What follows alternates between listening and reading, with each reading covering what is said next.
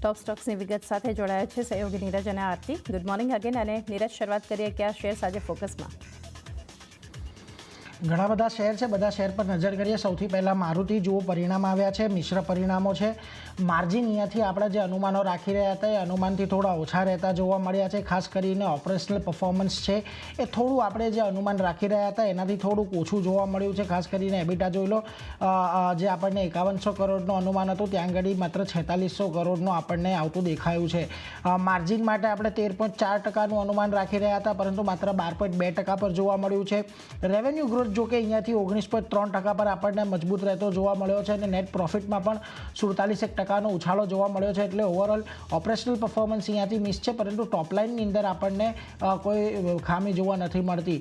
Brokerage જોઈ લો, Nomura અહીંયાથી ખાસ કરીને મારુતિ પર ન્યુટ્રલ કોલ આપી રહ્યા છે. 22,523 ટાર્ગેટ તેઓ આપી રહ્યા છે. તેમનું અહીંયાથી ખાસ કરીને કહેવું છે કે FY25-26માં માર્કેટ શેર જે છે એના અંગે અહીંયાથી થોડોક રિસ્ક આવતો જોવા મળી શકે છે. HSBC જુઓ, બાય કોલ આપી રહ્યા છે, 14,000ના ટાર્ગેટ આપી રહ્યા છે. એમનું કહેવું છે કે આઉટલુક અહીંયાથી ખાસ કરીને પોઝિટિવ લાગતું જોવા મળી રહ્યું છે. અને ત્રીજું, કોટક ઇન્સ્ટિટ્યુશનલ ઇક્વિટી મારુતિ પર સેલ કોલ આપી રહ્યા છે, 10,500ના ટાર્ગેટ આપી રહ્યા છે. તેમનું કહેવું છે કે FY25-26માં જે માર્કેટ શેર છે તેની અંદર અહીંયાથી ખાસ કરીને ઘટાડો આવી શકે છે. ઓવરઓલ બ્રોકરેજ થોડા નેગેટિવ છે. પરિણામ ટોપલાઇન સારું છે, પરંતુ ઓપરેશનલ પરફોર્મન્સને કારણે આજે કદાચ અહીંયા આપણને થોડું ઘણું દબાણ આવતું જોવા મળી શકે. પરંતુ જો બીજી દિગ્ગજ કંપની ICICI બેંકના પરિણામ આપણને ખાસ કરીને આવતા જોવા મળ્યા, એટલે એના પર એક ખાસ ધ્યાન રાખજો. અહીંયા આપણને જે યર ઓન યર ધોરણે જે NIMs છે એ લગભગ 12 ત્રિમાસિકના નીચલા સ્તરે ખાસ કરીને લોન ગ્રોથ આપણને જોવા મળ્યો છે. NIIની અંદર આપણને ગ્રોથ જોવા મળ્યો છે, પરંતુ 21 ત્રિમાસિકનો સૌથી ઓછો NIIનો આપણને અહીંયાથી ગ્રોથ જોવા મળ્યો છે. કોર ઓપરેટિંગ પ્રોફિટ ગ્રોથ પણ 10.5% રહ્યો છે અને 18 ક્વાર્ટરમાં સેકન્ડ લોએસ્ટ રહ્યો છે. ઓપરેશનલ પ્રોફિટ પણ અહીંયાથી આપણને 8.8% જેટલું વધતું જોવા મળ્યું છે. GNPA અને ગ્રોસ NPA અને નેટ NPA આપણને થોડાક ખાસ કરીને સારા રહેતા જોવા મળ્યા છે. લોએસ્ટ લેવલ પર છે 9-10 વર્ષના, એટલે એના પર ધ્યાન રાખજો. અહીંયા ઓવરસીઝ NIM છે 3 ક્વાર્ટરના લો પર આપણને ખાસ કરીને જોવા મળ્યા છે. એટલે ઓવરઓલ પરિણામ અહીંયાથી આપણને થોડાક મિશ્ર રહેતા જોવા મળ્યા છે. કોઈ બહુ મોટું આપણને અહીંયાથી ખાસ પોઝિટિવ આવતું જોવા નથી મળ્યું. ખાસ કરીને અહીંયાથી જે NIMsની અંદર થોડુંક કોન્ટ્રાક્શન આવ્યું છે એ અહીંયાથી ધ્યાનમાં રાખવા જેવું છે. સ્લીપેજીસ અહીંયાથી ખાસ કરીને આપણને કોઈ રીતના વધતા નથી દેખાયા. રિસ્ટ્રક્ચર્ડ અને ખાસ કરીને કાસા ડિપોઝિટનો જે રેશિયો છે એ આપણને હાઈએસ્ટ 3 ક્વાર્ટર પર જોવા મળી રહ્યો છે. એટલે પરિણામ અહીંયાથી મિશ્ર છે.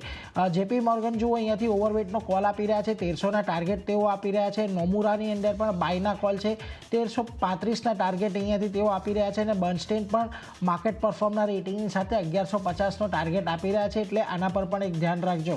આની સાથે જ HCL ટેકમાં પણ આપણને પરિણામ આવતા જોવા મળ્યા અને એમાં જુઓ 8.4%નો નેટ પ્રોફિટ ઘટતો જોવા મળ્યો. ડોલર આવક જે છે એની અંદર 4%નો ગ્રોથ જોવા મળ્યો છે, પરંતુ ખાસ કરીને અનુમાનથી થોડી સામાન્ય નીચે રહી છે. CC રેવન્યુ ગ્રોથ અહીંયાથી આપણને 0.4%નું અનુમાન હતું, જે 0.3% પર રહેતો જોવા મળ્યો છે. માર્જિન પણ અનુમાનથી ઓછા છે અને ઘટાડો જોવા મળ્યો છે. ખાસ કરીને HCL ટેકે પણ FY25નું જે રેવન્યુ ગાઈડન્સ છે એ 5 થી 7% રાખે એવું આપણને અનુમાન હતું, પરંતુ એ પણ એમણે અહીંયાથી 3 થી 5%નું રાખ્યું છે. મોટે ભાગે જોયું છે કે ટેક મહિન્દ્રા સિવાયમાં જ્યાં ઘડી આપણને ગાઈડન્સ કટ આવતા જોવા મળ્યા છે એ બધી IT કંપનીઓની અંદર આપણે ઘટાડો જોયો છે. એટલે આજના દિવસે HCL ટેકમાં પણ આપણને ઘટાડાની અપેક્ષા રાખી રહ્યા છીએ.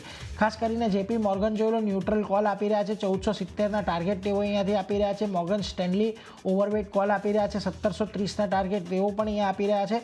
અને Kotak institutional equity add call આપી રહ્યા છે, પરંતુ તેમણે ટાર્ગેટ કટ કરીને અહીંયાથી 1600ના કરી નાખ્યા છે. એટલે એના પર એક ખાસ ધ્યાન રાખજો.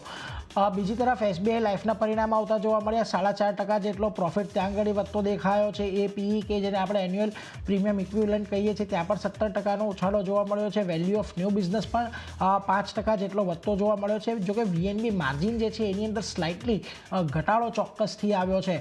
બ્રોકરેજ પરથી જુઓ, HSBC અહીંયાથી બાય કોલ આપી રહ્યા છે, 1790ના ટાર્ગેટ આપી રહ્યા છે. એમનું કહેવું છે FY24-27 માટે માર્જિનની જે એવરેજ છે 29%ની આસપાસ રહી શકે છે. એટલે એના પર એક ધ્યાન રાખજો. SBI લાઈફ પરિણામો સારા છે, VNB માર્જિનને લઈને અહીંયા થોડી ચિંતા કદાચ આવી શકે છે. ખાસ કરીને યસ બેંકના પરિણામો આપણને આવતા જોવા મળ્યા.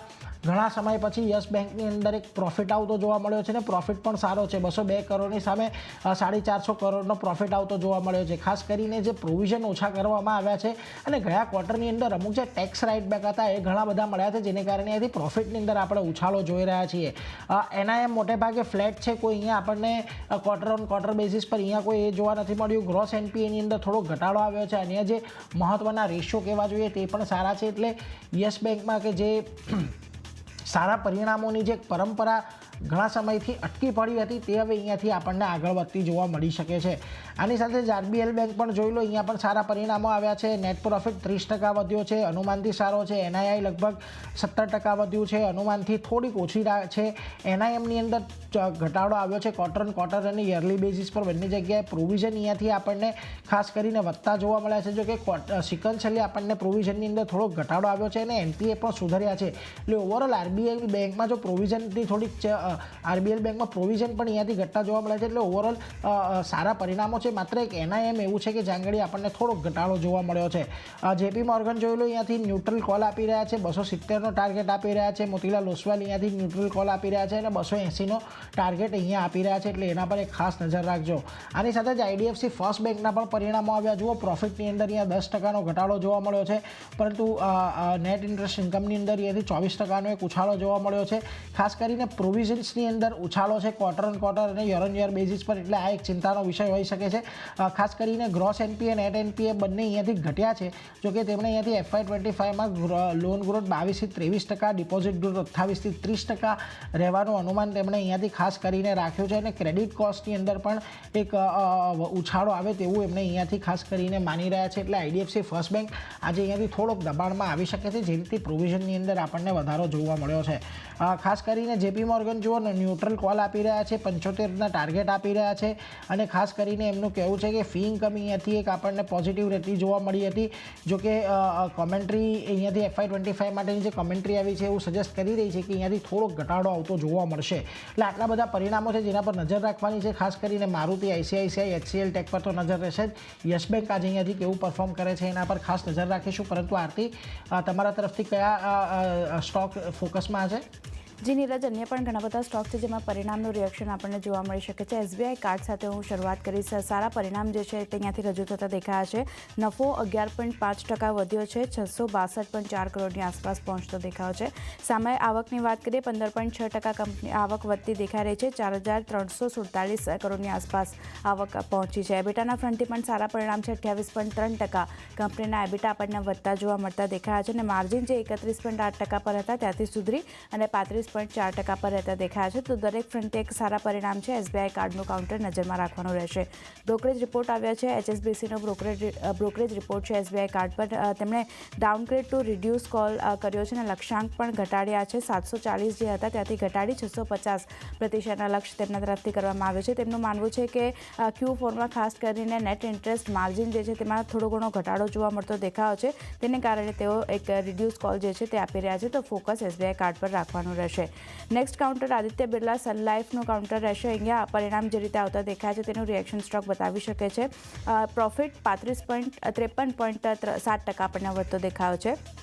સામે આવકની વાત કરીએ તો 23% આવક વધી અને 365.6 કરોડની આસપાસ પહોંચતી દેખાઈ રહી છે. એબિટાના ફ્રન્ટથી પણ સારા પરિણામ છે.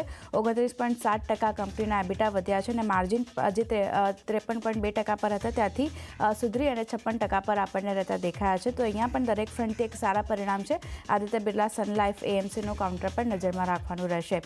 ઇન્ડિયાબુલ રિયલ એસ્ટેટના પણ પરિણામ આવ્યા હતા. Q4ની વાત કરી લઈએ તો જે લગભગ 376 કરોડની ખોટ હતી ત્યાંથી ઓછી થતી દેખાઈ રહી છે. ખોટ 302 કરોડની આસપાસ આપણને ખોટ જે છે તે પહોંચતી દેખાઈ રહી છે. તો ખોટ ઓછી થઈ છે. સામે આવકની વાત કરીએ તો 80.6% કંપનીની આવક જે છે તેમાં આપણને ઘટાડો જોવા મળ્યો છે. 108 કરોડની હતી તેથી ઘટી અને 21 કરોડની આસપાસ આપણને રહેતી દેખાઈ રહી છે. તો ઇન્ડિયાબુલ રિયલ એસ્ટેટનું કાઉન્ટર પણ કઈ રીતે રિએક્ટ કરે છે તેના પર નજર રાખવાનું રહેશે. Mastek next counter Q4 business પરિણામ જે છે તે અહીંયાથી આવતા દેખાયા છે. કંપનીનો નફાની વાત કરીએ 22% કંપનીનો નફો વધ્યો છે અને 92 કરોડની આસપાસ પહોંચતો દેખાવ છે, જ્યારે આવક થોડી ઘણી ઘટી છે. 0.5% આપણે ફ્લેટ કહી શકાય આવક રહેતી દેખાય છે. 780 કરોડની આસપાસ આવક રહેતી દેખાય છે. એબિટાના ફ્રન્ટથી 5.9% કંપનીના એબિટા ઘટ્યા છે, 125 કરોડની આસપાસ પહોંચતા દેખાય છે. અને માર્જિન જે 17% પર હતા ત્યાંથી ઘટી અને 16% પર આપણને QOQ ધોરણે રહેતા દેખાય છે. તો માસ્ટેકનું કાઉન્ટર પણ એક મિશ્ર પરિણામ છે. ફોકસ રહેશે કઈ રીતે સ્ટોક રિએક્ટ કરે છે. અન્ય પણ કંપનીના પરિણામ રજૂ થયા હતા, જેમાં નજર રાખવાની રહેશે કે કઈ રીતે સ્ટોક રિએક્ટ કરે છે. જેમાં સાંઘી ઇન્ડસ્ટ્રીઝ પર નજર રાખવાની રહેશે. શ્રી દિગ્વિજય સિમેન્ટ છે, VST ઇન્ડસ્ટ્રીઝ છે, મહારાષ્ટ્ર હોલિડેઝ, મહિન્દ્રા હોલિડેઝ, આના પણ પરિણામ આવ્યા હતા, તો એના પર પણ ખાસ નજર રાખવાની રહેશે. વેલ્સપૂન સ્પેશિયાલિટી, ક્રાફ્ટમેન્સ ઓટો અને એવરેડી ઇન્ડસ્ટ્રીઝના પણ પરિણામ રજૂ થયા હતા, તો આ બધા સ્ટોક પર પણ નજર રાખવાની રહેશે. ન્યૂઝ બેઝ અમુક રિએક્શન જે બતાવી શકે છે, તેમાં BSEનું કાઉન્ટર આજે ફોકસમાં રહેશે, કારણ કે ઓપ્શનના વાર્ષિક ટર્નઓવરના હિસાબે ફીસ જે છે તે ભરવાની મંજૂરી જે છે અથવા તો સેબી તરફથી જે જાહેરાત છે તે અહીંયાથી કરવામાં આવતી દેખાઈ રહી છે. અને ઓપ્શન કોન્ટ્રાક્ટના નોશનલ વેલ્યુના આધાર પર ટર્નઓવર ફીસ જે છે તે નક્કી થાય છે. તો હવે આ ટર્નઓવર ફીસ જે છે તે BSE ભરવાની રહેશે. અને BSE હાલ સુધી ઓપ્શન કોન્ટ્રાક્ટના પ્રીમિયમ વેલ્યુ પર ટર્નઓવર નક્કી કરે છે. સાથે જ પ્રીમિયમ વેલ્યુની સરખામણી આ જે નોશનલ વેલ્યુ છે તે આપણને થોડી બધી વધુ જે છે તે રહેતી દેખાઈ હતી. અને ખાસ કરીને FY26 2006 અને 2007માં BSEના પૂરા વર્ષને બદલે એક ક્વાર્ટરની ફીસ જે છે તે અહીંયાથી BSE આપી છે તેવું સેબીનું કહેવું છે. તો સેબીએ સમગ્ર બાકીની રકમ જે છે 15% વ્યાજ સાથે ચૂકવવા BSEને કહ્યું છે. તો સેબી તરફથી એક ઝટકો જે છે BSEને લાગ્યો છે. તો આજે BSEના કાઉન્ટર પર પણ નજર રાખવાની રહેશે. નેક્સ્ટ કાઉન્ટર અપોલો હોસ્પિટલની વાત કરી લઈએ. રોકાણ માટે મંજૂરી મળી છે, અહીંયા પોઝિટિવ રિએક્શન સ્ટોક બતાવી શકે છે. અપોલો હેલ્થકોમમાં જે રાસમેલી છે તેને 16.9% હિસ્સો ખરીદવા માટે મંજૂરી મળતી દેખાઈ રહી છે. અને લગભગ 2475 કરોડમાં આ રોકાણ જે છે તેને મંજૂરી મળી છે. એડવાન્સ એફિલિએટ કંપની જે છે આપણને રાસમેલી તે રહેતી દેખાઈ રહી છે, તે હવે 16.9% હિસ્સો અહીંયાથી ખરીદતી જોવા મળશે. અને અપોલો હેલ્થકોમમાં શોભાના કામિનીને પાસેથી કિમેડમાં 11.2% હિસ્સો 625 કરોડમાં ખરીદવામાં આવશે. અને 24 થી 30 મહિનામાં આ મર્જરની પ્રક્રિયા જે છે તે પૂર્ણ કરવામાં આવશે. સાથે જ આના પર કંપનીનું શું કહેવું છે તેના ઉપર નજર કરી લઈએ. તો કંપનીનું કહેવું છે કે કિમેડ મર્જરથી યુનિફાઈડ ફાર્મસી બિઝનેસમાં ખાસ કરીને મદદ મળતી જોવા મળશે. એટલે ફોકસ એક અપોલો હોસ્પિટલના કાઉન્ટર પર પણ રાખવાનું રહેશે. બ્રોકરેજ રિપોર્ટ આવ્યો છે અપોલો હોસ્પિટલ પર. જેફરીઝનો રિપોર્ટ આવ્યો છે. બાય કોલ તેમણે આપ્યો છે. લક્ષ્યાંક 7,500 પ્રતિ શેરના કરવામાં આવ્યા છે. તો અપોલો હોસ્પિટલ પર પણ નજર રહેશે. અને છેલ્લે વોડાફોન આઈડિયાની વાત કરી લઈએ તો અહીંયા હિસ્સો વેચવાના સમાચાર આવતા દેખાયા છે. ETC ટેલિકોમ ઇન્ફ્રાએ કંપનીમાં 144 કરોડના શેર વેચ્યા છે. અને એક લગભગ 1840 કરોડ માટે આ ETC ટેલિકોમ ઇન્ફ્રાએ 144 કરોડ જે છે તે વેચ્યા છે. તો ફોકસ વોડાફોનના કાઉન્ટર પર પણ રાખવાનું રહેશે. તો ચાંદની આ બધા સ્ટોક જે નીરજે જણાવ્યા મેં જણાવ્યા બધા પર ફોકસ રહેશે. જી, તો આજે ઘણા બધા